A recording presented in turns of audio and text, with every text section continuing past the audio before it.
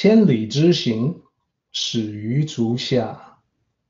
A journey of 1,000 miles begins beneath the feet. We now gather in the Tao to travel the journey together.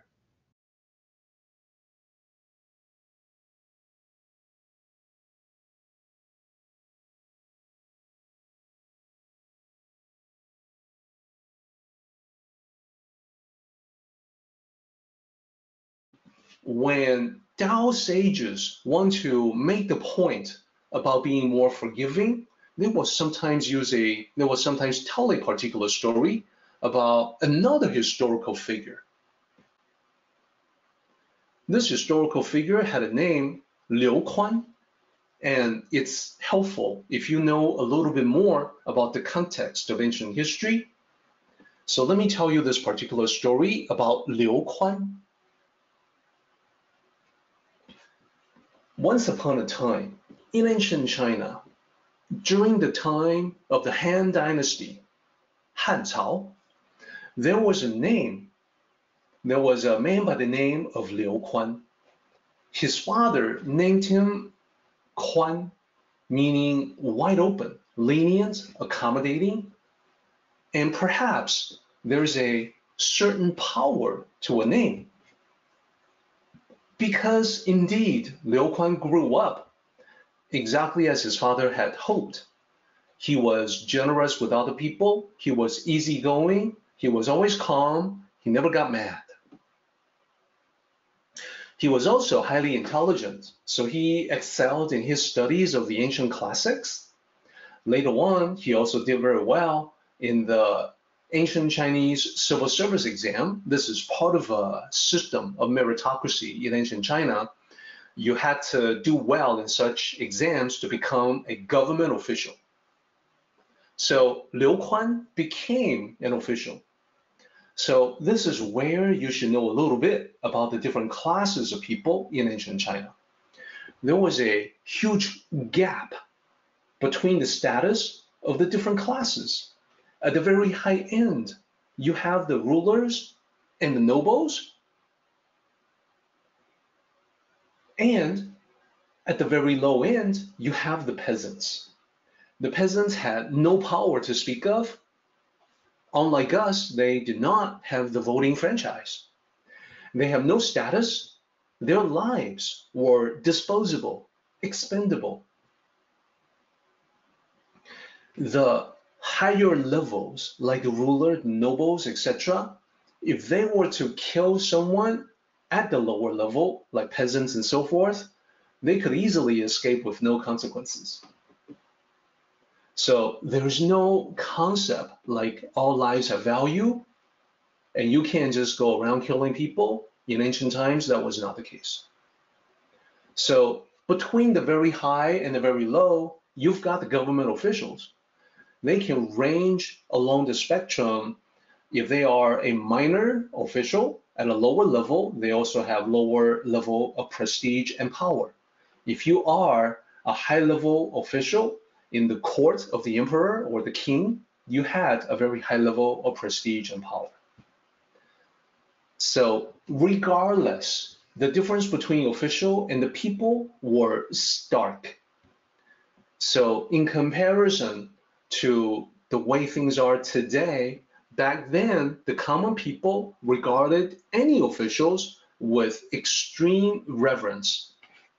This was because an official could serve multiple duties, could be judge, jury, and executioner.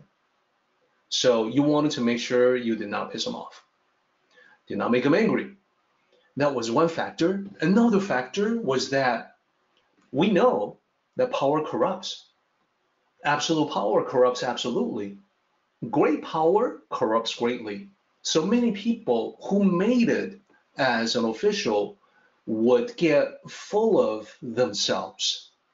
That power would corrupt them, and then they would be rather abusive of the common people, like the peasants. But Liu Kuan was the exception to that. He was exactly the same as he was before he became an official. He was still lenient, accommodating, never got mad, generous with people, easygoing, always remained calm. So one day, Liu Kuan is riding in his carriage, drawn by his ox. He's making his way home when he was stopped by a peasant. He was suddenly stopped by a peasant. The peasant accosted him, saying, "This ox is mine. What are you doing with my ox? Why did you steal it? Give it back to me." Now, Liu Kuan was completely taken by surprise. He knew that the ox belonged to him, but this was so out of the blue that he didn't even know what to say for a moment.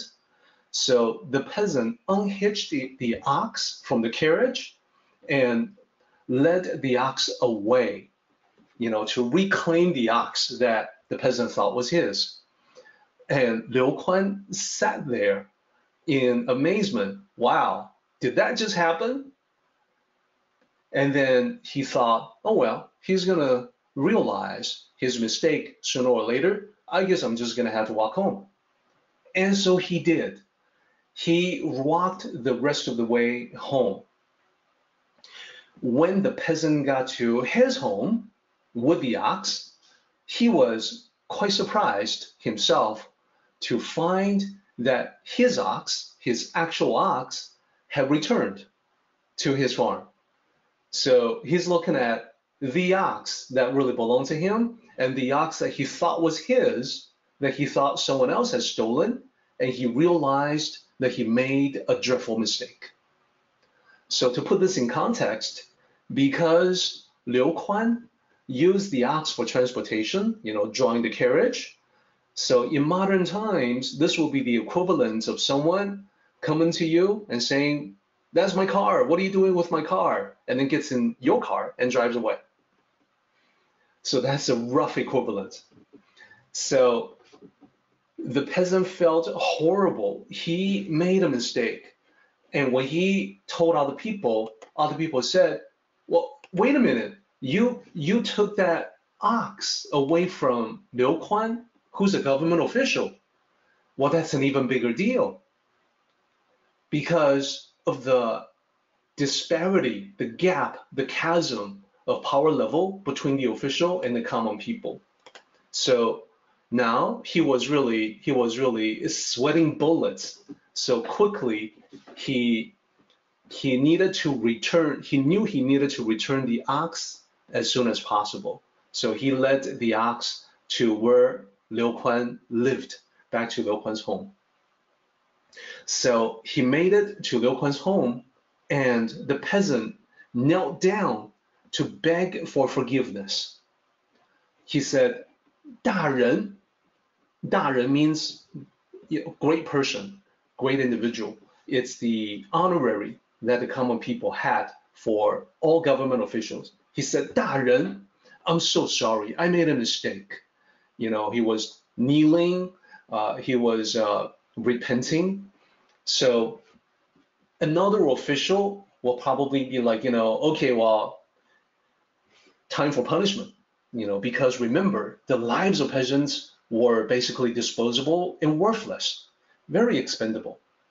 But again, not Liu Kuan. What Liu Kuan said instead was, "Oh, please, please, no need to kneel. Of course, oxen all look the same to us. I cannot tell the difference between one ox to another. So when you mistakenly thought this ox was yours, that was not unusual.